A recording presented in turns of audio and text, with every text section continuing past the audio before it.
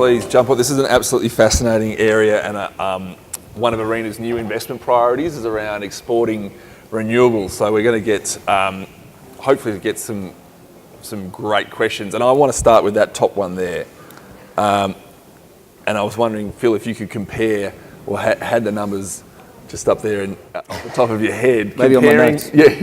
Comparing the losses associated with hydrogen, which is pretty profound, a 70% sort of energy loss across that value chain, with LNG. So we've got a massive LNG export industry. Yep. Are we in the same ballpark of losses throughout that supply chain as we are here? I'm not that well qualified to speak on LNG, but I think it's somewhere in the 10 to 15% losses for LNG. Maybe someone out here knows. If you know the answer to that question, please text it in or write it in. Be great. Yep. So yeah, the losses are definitely greater in that part of the chain. And that's why you have to question, does it make sense? But if you can get those things to line up, you start improving some of those efficiencies through that chain, then certainly for transport fuel, it can start looking interesting.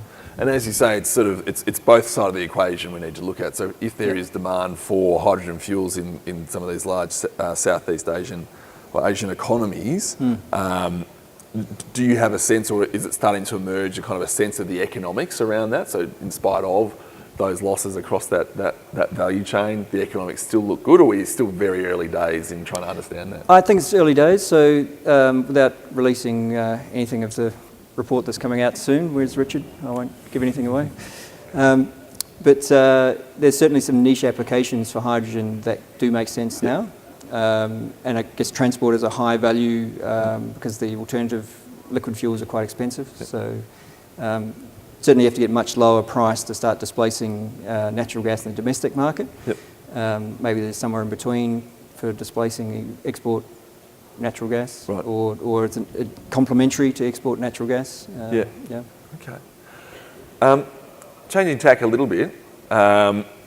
Sorry, before I get onto the safety issue, so I'm going to go to safety next, but I think it's an interesting question. So 70% losses now, what might that be in 10 years? I mean, where Arena is interested in looking at this as a challenge, what do you see as some of the sort of early green shoots, if you like, of some of the improvement that might be possible? I think there's definitely improvements to be made in electrolyzers and fuel cells, so both at those other opposite ends of the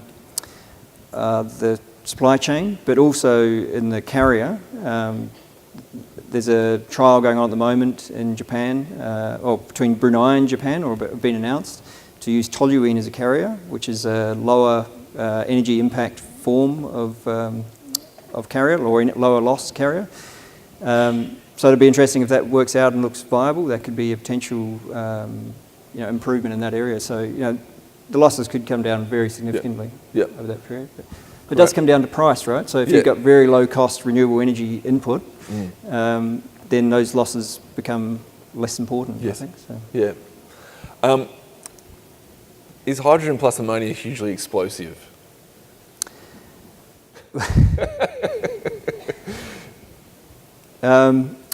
Hydrogen is definitely an explosive gas, as are many others that deal with, including natural gas and LPG.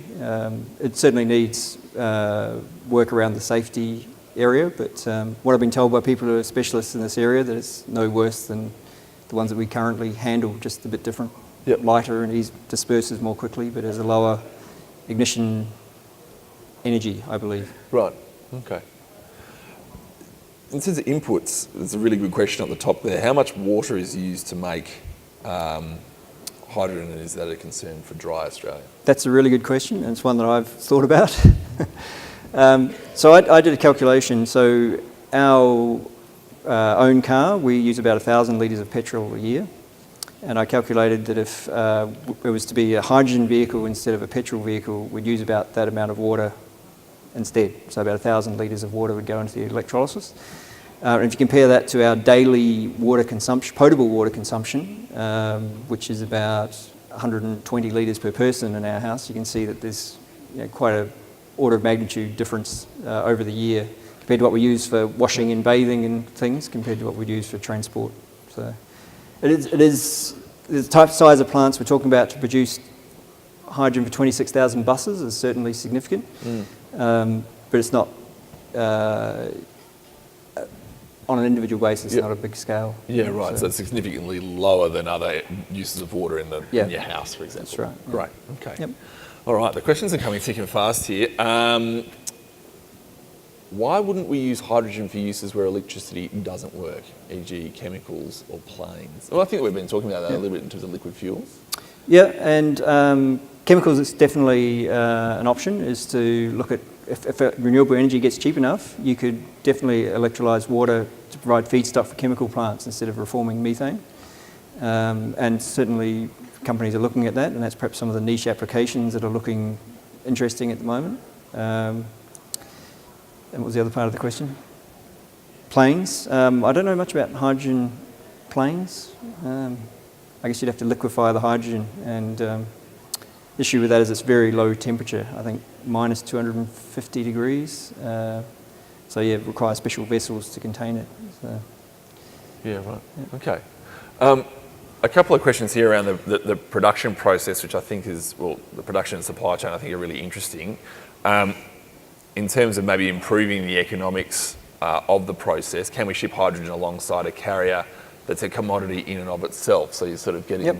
So ammonia is a good example of that. You can use your ammonia for fuel by cracking it back to hydrogen, or you can actually use the ammonia as a feedstock for other things. So it's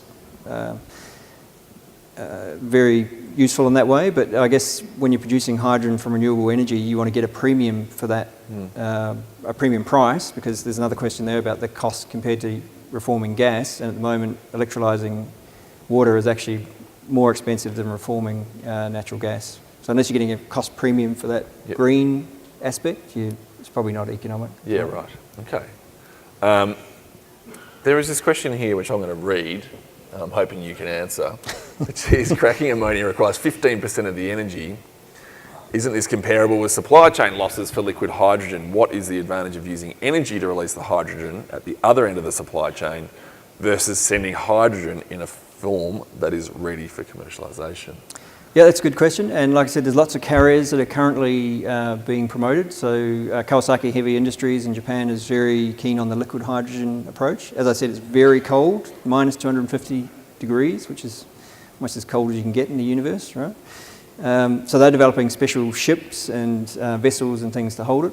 And if they can develop that and it looks viable, that's great. It's another option. I'm not promoting ammonia as being the only answer. It's just that the one we happen to study because we have had information available. So if we were thinking about future export opportunities, who might be our potential competitors for hydrogen exports? Assuming hydrogen exports are a feasible proposition. Yeah. Well, that's a good question, and I think we should focus on green hydrogen, not just hydrogen. Yes. There's a massive hydrogen economy already around refineries and chemicals through steam methane reforming. If we're talking green hydrogen, then any country with abundance of renewable energy. So Norway's already, they're talking to Kawasaki Heavy Industries as well about projects.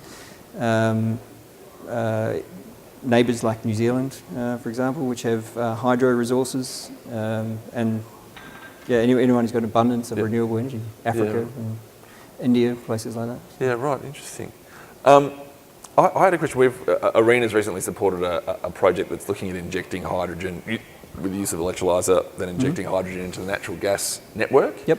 Where does that sit on the sort of, I guess, on the spectrum of potential applications, and how far could you go?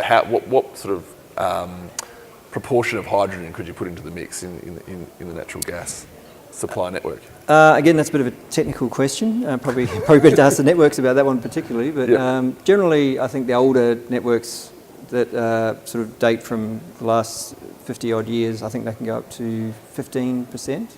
Right. But the modern polyethylene networks, I think they can go right up to 100%. And then it becomes an appliance issue. Can your burners and gas generators or whatever at the other end actually use the fuel without modification, or do they need Can you boil the kettle without having some unintended consequences? Well, it's like switching from LPG to natural gas. You have to change appliances around. So,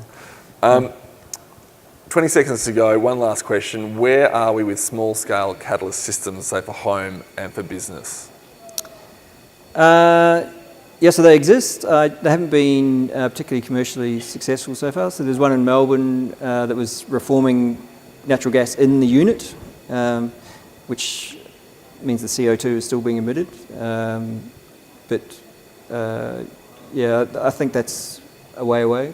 But fuel cells are being used in the US at the moment for peak demand in California. So yeah, right. Certainly happening. Yeah. Terrific. That's been fascinating. Thank you so much, Phil. That's all we've got time for. So please join me in thanking Phil for his presentation.